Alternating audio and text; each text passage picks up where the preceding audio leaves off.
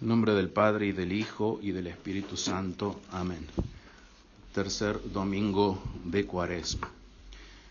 Asociarnos con el mal, o dicho de otra manera, hacernos cómplices del mal, es algo gravísimo, en lo cual fácilmente podemos caer. Y se comete este pecado muy a menudo cuando uno se asocia o se hace cómplice del pecado ajeno. Hay una complicidad querida o buscada cuando se comparte la intención del pecador. Un pecador propone a otro cometer un cierto pecado y éste acepta. O una persona ve a otra cometer pecado y le ayuda intencionalmente, es decir, compartiendo la intención de esa persona que quiere pecar. Esta complicidad es culpable y es un pecado atribuible también al cómplice que acepta ser parte de la empresa. Podemos suponer un hombre que quiere robar un banco e invita a otro hombre a robar el banco y éste acepta muy gustosamente. Pero hay una complicidad encubierta, y esto es mucho más peligroso, cuando sin compartir la intención o estar en contra de la intención de esa persona, se ayuda, y la mayoría de las veces por conveniencia, con la presencia o con la asistencia material. No compartimos la intención de cometer el fraude, por ejemplo, pero cooperamos con nuestros medios, puede ser llevando a una persona a cometer fraude o aconsejando a una persona a cometer fraude, o con nuestro silencio a cometerlo, quedándome callado sabiendo que esa persona va a cometer fraude. Su culpabilidad, la culpabilidad del cómplice, depende del grado de conocimiento que se tenga de estar siendo cómplice del mal ajeno. Puede ser que no sepa en absoluto que está siendo cómplice del mal y por lo tanto no tiene culpa.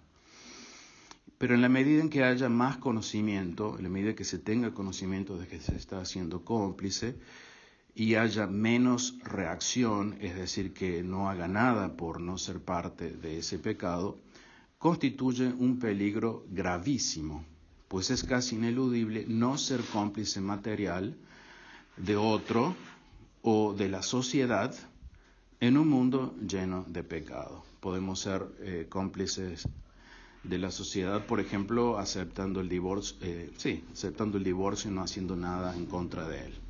Somos nosotros cómplices de todos los pecados de la sociedad, todos los pecados que se cometan en Argentina si no hacemos nada por ello. Por eso es un tema muy grave, muy grave, del cual tenemos que ir purificándonos, porque es muy fácil caer en esto. En la oración secreta del sábado de la segunda semana de Cuadragésima, o sea, la misa de ayer, le rogamos a Dios ser absueltos de nuestros pecados propios, de los que somos responsables, y de no cargar con los ajenos. Es decir, nadie puede saber ni ponderar los pecados que otros cometen por causa suya, ya sea de pensamiento, obra o deseo. Es decir, podemos inducir a otros a cometer o asociarse a un pecado mío propio. Hay pecados graves que serán perdonados si se toma conciencia y arrepentimiento de ellos y si es posible acudir al sacramento de la confesión, pero hay pecados graves que no serán perdonados, como el pecado contra el Espíritu Santo. Esto lo dice claramente el Evangelio: todo pecado y toda blasfemia será perdonada a los hombres, pero la blasfemia contra el Espíritu Santo no será perdonada. Es el único pecado que Dios no perdona.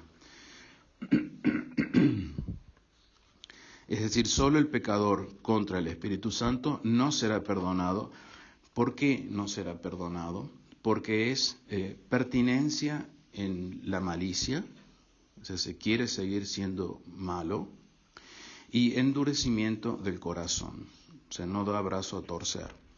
Y de ahí la imposibilidad de ser perdonado. Ni siquiera Dios puede hacer algo por sacar a esa persona que insiste en ser malo y que no quiere ser bueno. El Evangelio de hoy nos presenta una acusación falsa en contra de Jesús, el ser cómplice del mal. Fíjense, acusaron a Jesús de ser cómplice del mal. Como los fariseos no podían negar el milagro, este milagro que hace Jesús de sacar un espíritu inmundo del mudo y que el mudo comienza a hablar, atribuían el poder de Jesús de expulsar demonios a la connivencia con Satanás, a la asociación con Satanás, al pacto con Satanás. Y dicen así desfachatadamente: Él expulsa los demonios por Belzebul, es decir, por Satanás, príncipe de los demonios. Así le acusan a Jesús.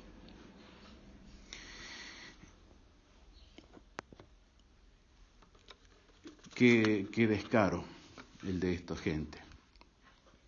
Y si dicen esto de Jesús, ¿qué no pueden decir de nosotros? Sostener que Jesús estaba confabulado con el mal es oponer a Jesús al Espíritu Santo. Es decir, es crear división en el seno íntimo de Dios. O sea, en la Trinidad, Jesús enfrentado al Espíritu Santo. Si Jesús hiciera eso por connivencia con Satanás, ciertamente. Asociarlo a Satanás es atribuir el origen del bien logrado por Jesús, que fue expulsar ese demonio, un bien, algo muy bueno, atribuírselo a Satanás y no a Dios. Y esto es ciertamente una flagrante blasfemia en contra del Espíritu Santo que no tiene perdón.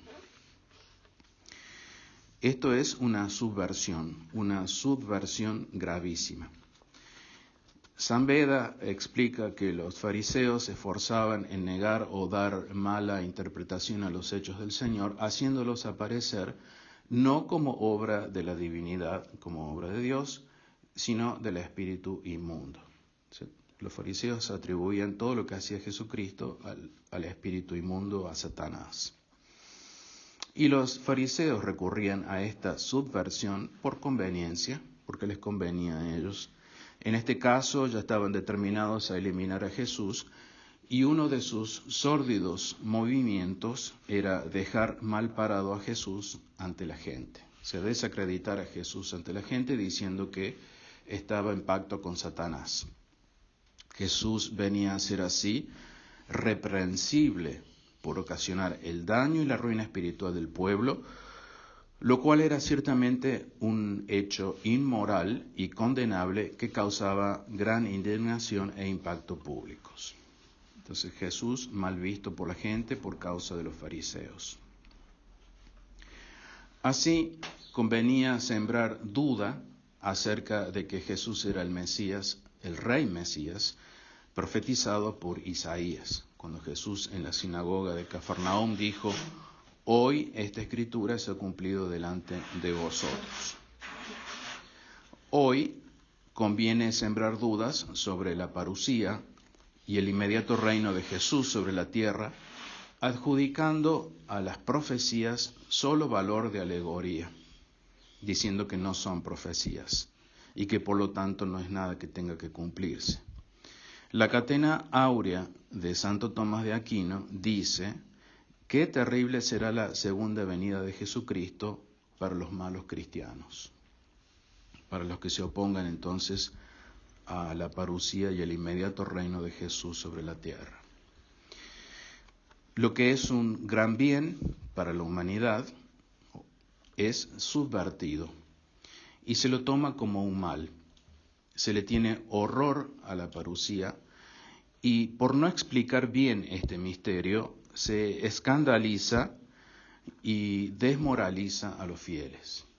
Se queda algo así como la nebulosa que no se atreven a preguntar ni a saber más porque causa miedo. Esta perversidad es denunciada hoy en la Santa Misa gracias a la salmodia, al gradual, que dice muy claramente así: levántate, Señor, ¿de dónde se va a levantar el Señor sino de su lugar en el cielo? Que es lo que va a suceder cuando venga en la parusía. Para que no prevalezca el hombre perverso. Juzgadas sean las naciones, es el juicio de las naciones que va a ocurrir en la parusía, en tu presencia. Y cuando hayas puesto en fuga a los enemigos son el anticristo y los anticristos que hoy pululan por la tierra, que niegan su venida en carne, quedarán deshechos y aniquilados en tu presencia. Incluso en Cuaresma, maravillosamente, la Iglesia no deja de proclamar la parusía y el reino de nuestro Señor sobre la tierra, como es en este caso en la salmodia del gradual. Así, convenía presentar a Jesús como piedra de tropiezo y crear duda sobre él. Sus apariencias eran la de ser un carpintero, apariencias de pobreza y humildad, y se creía que era oriundo de Nazaret, cuando en realidad lo era de Belén, como estaba profetizado. Entonces era el verdadero Mesías. También hoy conviene presentar a lo que queda de la jerarquía de la Iglesia como piedra de tropiezo y crear dudas acerca de ellos. Jesús anunció que los obispos y los sacerdotes correrían igual suerte que él. Un profeta no está sin honor, sino en su país y en su familia. La misma falsa acusación que le hicieron a Jesús, la de hacer un pacto con el mal, es dirigida constantemente a algunos obispos y sacerdotes. Es parte del misterio de ceguera. En vez de alegrarse por un obispo o un sacerdote, se escandalizan justificándose a sí mismos. A estos San Pablo les exhorta con la primera nota de la Iglesia, que podemos darnos cuenta de que realmente es un obispo de Dios, un obispo de la Iglesia, un sacerdote de Dios, un sacerdote de la Iglesia. Vivid unidos, la primera nota de la Iglesia. Vivid unidos en la caridad a ejemplo de Cristo, esto nos dice San Pablo en la epístola de hoy. Jesús fue profetizado signo de contradicción, si recuerdan cuando lo presentan en el templo ante Simeón. También sus discípulos más pequeños, que son los obispos y los sacerdotes, son signo de contradicción. Por lo que pueden bien marcar lo que es de Dios y lo que no es de Dios. En la epístola, San Pablo marca lo que no es de Dios. Fornicación, impureza, avaricia, torpeza, vana palabrería, bufonerías, cosas que no convienen. Todo esto, dice San Pablo, es lo mismo que idolatría, y ningún idólatra tiene parte en el reino de Cristo y de Dios. Los fariseos no podían oír la verdad sin enfurecerse, y esto ocurre hoy también entre aquellos que oyen la verdad. Sus parientes le llamaban loco, ha perdido el juicio, dijeron. Es el misterio de iniquidad, es el poder diabólico que subvierte los valores. Jesús es loco, Jesús es malo. El movimiento de los solos en casa, más conocido con su nombre en inglés, Home Aloners, tiene un fuerte juicio propio. Esta gente tiene mucho juicio propio que los empuja a separarse. Se van ya en contra de la unidad y a depender de su libre interpretación, tal cual el principio de Lutero, es decir, los protestantes. No aman la verdad, sino su cómoda excusa. Es una excusa. Y por eso no buscan consultar a un obispo para poder dilucidar sus interrogantes, sus cuestiones que son legítimas y que deberían acatarse a lo que les diga el obispo, pero no recurren. Nadie puede por sí y ante sí decretarse exenciones, como lo hace esta gente. Nadie está dispensado de cumplir con la ley de la iglesia, nadie. A menos que esté moralmente impedido y para la dispensación es requerido el fallo de un confesor, de un sacerdote, y el dictamen de un facultativo. Pero nadie está exento de cumplir con lo que manda la iglesia.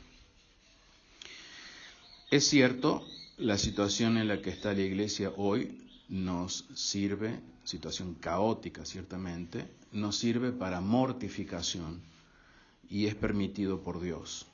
Y como tal debemos aceptarla y observarla, o sea, animarse a vivir en medio de ella, de esa situación caótica, pues viene de Dios, como medio de satisfacerle por las culpas cometidas. Es Dios quien nos castiga de esta manera para que abramos los ojos, para que nos arrepintamos, etcétera, etcétera.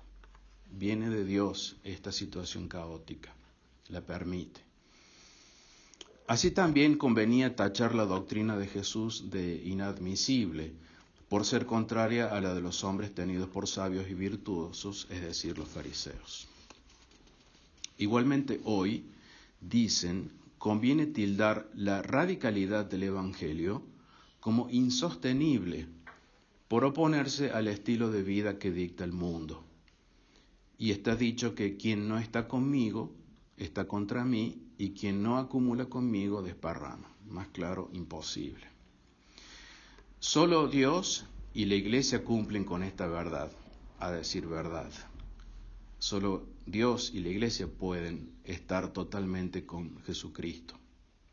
El resto estamos de alguna manera en contra de Jesucristo y desparramamos. Tenemos que purificarnos de esto, tenemos que ver de desparramar lo menos posible.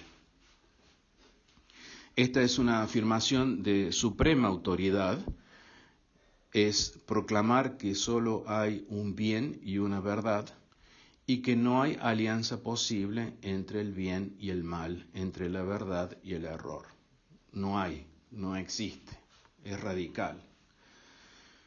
Decirse católicos, como mucha gente lo dice, lamentablemente, pero asistir a misas bastardas, a algo malo, en sí intrínsecamente malo, porque están en comunión con los herejes, y además exponerse al contacto, a los peligros con estos o de estos herejes, que estos herejes proponen, es una contradicción. O sea, yo no puedo ser católico e irme con los herejes.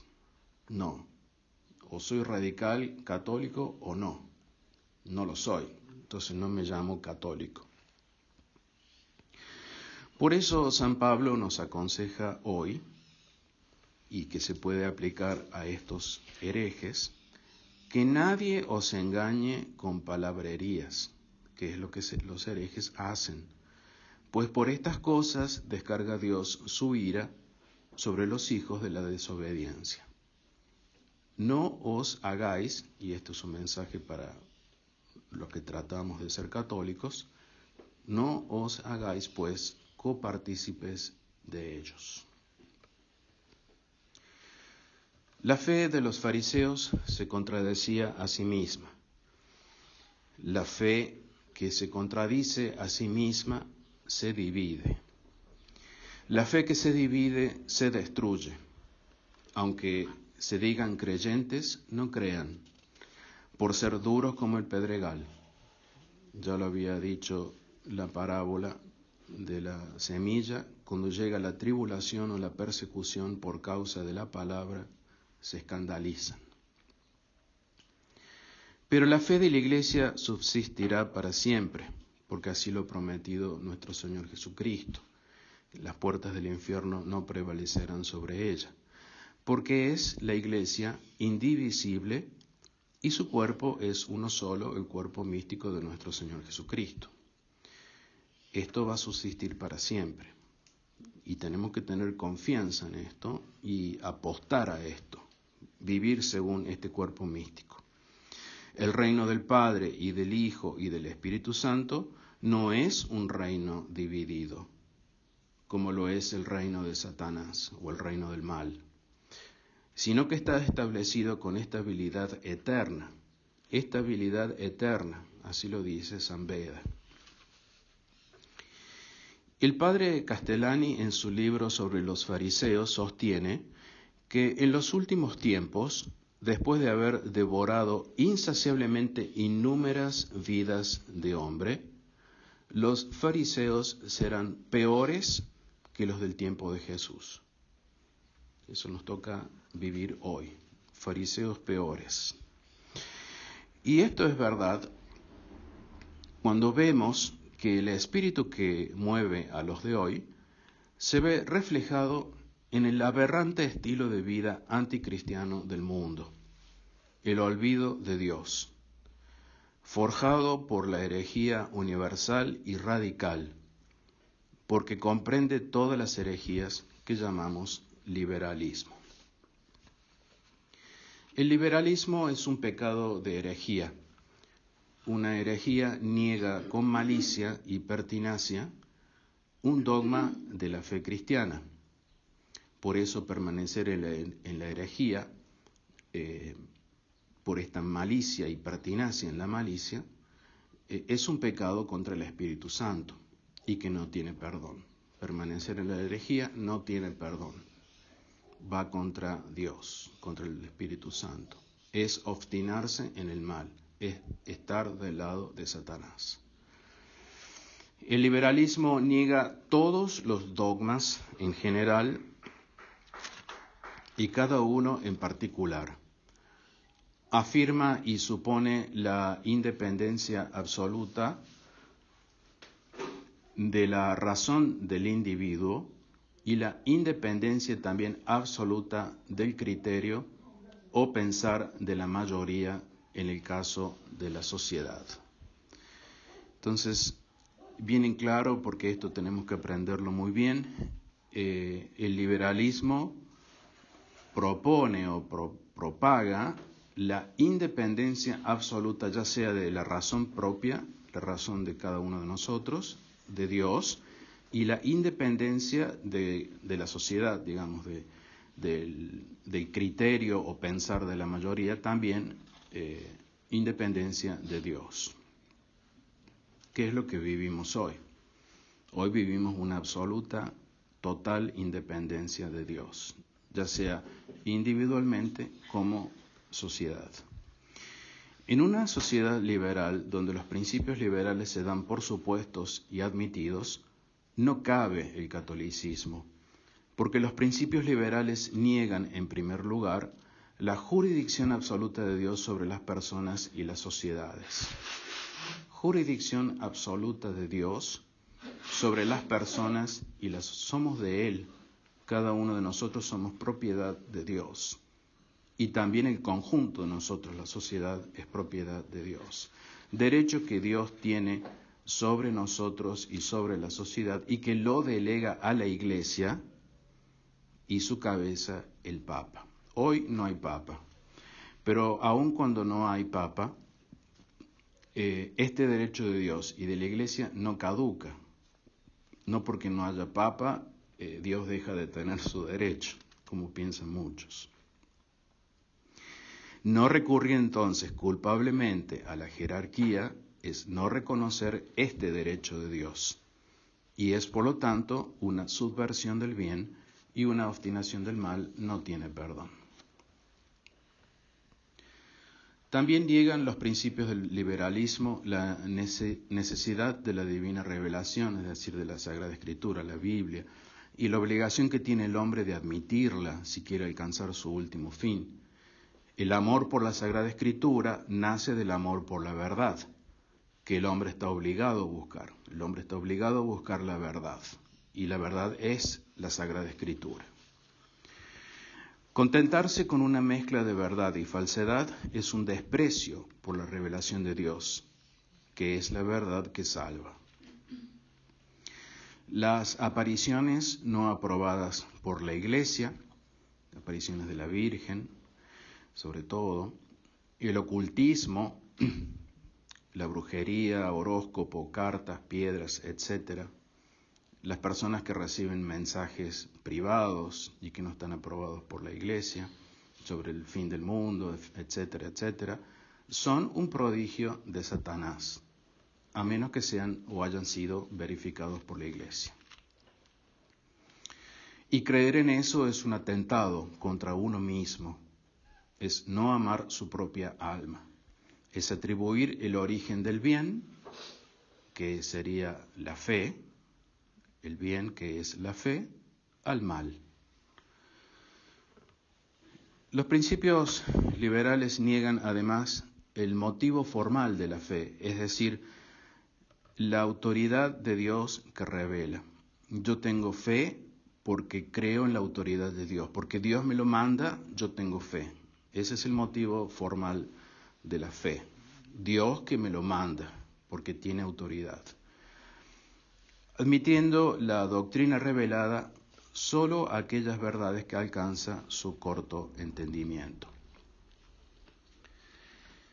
Es decir, los principios liberales niegan esta autoridad de Dios y solo admiten las verdades que se puedan llegar a entender, por así decir, con toda la limitación que tenemos nosotros para entender todo y más lo de Dios. Las verdades deben ser aceptadas no por el entendimiento que se tenga de ellas, aunque lógicamente es legítimo tener entendimiento de las verdades y nos edifica y nos nutre el alma, pero son aceptadas por la autoridad de Dios que revela. Ese es el motivo formal de la fe, no porque yo la entienda o no, sino porque me lo manda Dios a creerlo. Aun cuando sea Dios y la Iglesia quien garantice la verdad, no aceptarla por no entenderla, como sucede, esto sucede muchísimas veces, a menudo, es una obstinación en el mal. No aceptar una verdad porque yo no la entiendo es querer seguir en el mal. No aceptar una verdad sabiendo que es Dios el que me la manda a aceptarla. Es poner mi propio entendimiento por sobre Dios. Los principios del liberalismo niegan también el magisterio infalible de la Iglesia y del Papa y en consecuencia todas las doctrinas por ellos definidas y enseñadas. Niegan la infalibilidad del Papa cuando rehúsan admitir como ley sus oficiales mandatos y enseñanzas. Y para justificarse dicen cosas erróneas, tal como que un papa puede caer en herejía, y de eso, precisamente de eso, acusan, ya hablaremos en otra oportunidad más largo sobre esto, acusan a San Pedro en la disputa de Antioquía. Puntualmente, dicen que San Pedro cometió herejía en Antioquía, lo cual es falso. Sostienen además que ningún papa hasta el año 431 fue infalible, por no haber proclamado una definición solemne. Ningún papa hasta el año 431, incluido San Pedro, que es el primer papa, declaró o hizo una declaración solemne. Por lo tanto, es falible. Y con esto niegan la infalibilidad del Papa en su magisterio ordinario, de donde se sigue que tendríamos entonces que dudar incluso de la canonización de los santos. Todos los santos que fueron canonizados hasta esa fecha, podríamos tranquilamente dudar. Tenemos que dudar, por ejemplo, que San José es santo proclamado por la Iglesia. Negar eso o llegar a esas conclusiones erróneas de esta gente nos lleva a estos absurdos. En el orden de los hechos, el liberalismo es radical inmoralidad, porque destruye el principio o regla fundamental de toda moralidad, que es la razón eterna de Dios imponiéndose a la humana. Canoniza el absurdo principio de la moral independiente, que es el que proclama la sociedad, el mundo hoy, moral independiente, que cada uno haga lo que se le ocurre, que es en el fondo la moral sin ley. No hay ley que seguir en la moral. O lo que es lo mismo, la moral libre. o sea, una moral que no es moral. Porque la idea de moral, además de ser la que dirige, la rectora de nuestros actos, lo que dice que está bien que hagamos y lo que está mal para que no lo hagamos, incluye esencialmente también la idea de una limitación de nuestros actos. La moral me dice, bueno, esto hasta aquí, después de aquí ya no. Si en el orden de las ideas el liberalismo es el error absoluto, en el orden de los hechos es el absoluto desorden. Y por ambos conceptos es pecado gravísimo. El liberalismo es pecado gravísimo y es nuestra sociedad. Nuestra sociedad está en pecado gravísimo. Es obstinación en el mal. Es atribuir el origen del bien al mal. Es el fariseísmo moderno del que habla Castellani, peor que el del tiempo de Jesús. Todos están ocupados en el presente, como si no hubiera ningún riesgo para el futuro. Todos están resueltos a contentar el cuerpo, como si no hubiera alma que salvar. Todos se inclinan solamente hacia las necesidades de la tierra, como si no hubiera un cielo que ganar. Se vive como si la vida presente no fuese nunca a acabar o la eternidad nunca a comenzar. Todos somos víctimas insensatas de los prejuicios del mundo en que vivimos, de los engaños del demonio que lo forjan, del delirio de las pasiones que lo fabrican, ante una muerte que sufrir, un juicio que enfrentar y una eternidad en el infierno que soportar. Todo esto es un reino dividido. Y todo reino dividido contra sí mismo queda destruido, nos dice hoy el Evangelio. Y caen casas sobre casas. Desde la sinagoga de Satanás, el Islam, el budismo, el protestantismo, el falso cristianismo, todas las demás religiones que no pueden sino ser falsas, y todos los grupos separatistas desviados de la verdadera fe, de los cuales hemos nombrado algunos, atacaron y continuarán atacando a la única y verdadera religión, la Santa Iglesia Católica y Apostólica. Fíjense, la sinagoga de Satanás, el judaísmo hoy, el sionismo, 2000 años de historia para convertirse a Cristo y no se convirtieron. El Islam, 1500 años para convertirse y no se convirtieron. El budismo, no sé. El protestantismo, 500 años para convertirse y no se convirtieron.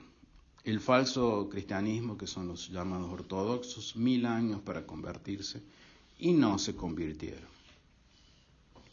Vemos entonces claramente lo que sucede, porque son de Satanás todas estas religiones falsas y están confabulados entre sí, atacan a la Iglesia con mayor vehemencia que nunca, porque son los últimos tiempos y al enemigo ya poco tiempo le queda y no le queda más que causar mayor confusión. Por eso, y muy particularmente quien se llama católico pero no lo es descrito como el espíritu inmundo que sale de un hombre y recorriendo los lugares áridos, buscando dónde posarse y no hallándolo, se vuelve a su casa de donde salió. El espíritu inmundo salió del hombre porque el hombre se había convertido a Dios y a su iglesia. Entonces estamos hablando de una persona que venía a misa, que estaba convertido, que era un buen católico. Pero este hombre luego retrocede, yendo en contra de la doctrina y preceptos de la Iglesia, yendo en contra de la fe y las costumbres, yendo en contra de la disciplina y mandatos de Dios por seguir a la sociedad liberal, y que él ya había visto y aprendido todo lo que era la verdad. El demonio aprovecha porque él retrocede y regresa a este lugar vacío.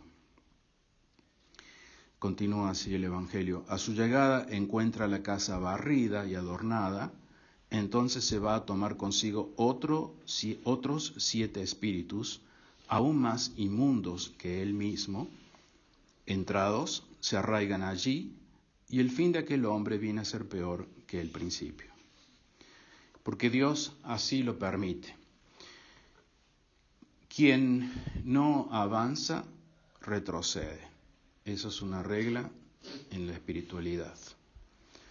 Pecando contra el Espíritu Santo porque ya conoció la verdad, pero no se anima a avanzar, no se anima a perseverar, o no pide la gracia de la perseverancia. Y quien permanece estático, tampoco avanza. No se puede uno quedar en el estado en que está creyendo que ya ha alcanzado el cielo, o creyendo que ya no tiene más nada que hacer. Hay que continuamente avanzar. Quien no avanza, retrocede, como el caso que menciona el Evangelio. Ya no está más en comunión con la verdad. La ha abandonado y desparrama, como nos dice Jesús. Qué difícil para estas pobres almas, porque a todo aquel a quien se haya dado mucho, mucho le será demandado, y más aún le exigirán a aquel a quien se le haya confiado mucho. Qué descaro inusitado con el que se desacredita a Jesús y a su iglesia. Acusar a Jesús de obrar milagros por el poder de Satanás, el origen del mal. Por eso muy pocos se beneficiarán de la sangre derramada por Jesús. El Salmo lo dice claramente, ¿qué beneficio se obtendrá con la sangre de Jesús? Por eso los habitantes de este reino, los santos y los justos que aspiran a ser santos, los que se beneficiarán de esa sangre, estarán en lugar de refrigerio, porque agradó a Dios y fue amado de Él. Y como vivía entre los pecadores, fue trasladado por Dios a otra parte. Por la misericordia de Dios, el justo será trasladado a otra parte, ya no más en contacto con los pecadores que por su obstinación en el mal, en contra del Espíritu Santo, no tienen perdón. Y el justo, arrebatado, para que la malicia no altere su modo de pensar, ni seduzcan su alma, las apariencias, puesto que el contacto con la malicia disfrazada de bien cambia nuestro recto pensar. Lamentablemente, el estar en contacto con personas malas, con personas que viven según los criterios del mundo, cambian nuestro modo recto de pensar, si es que tenemos modo recto de pensar.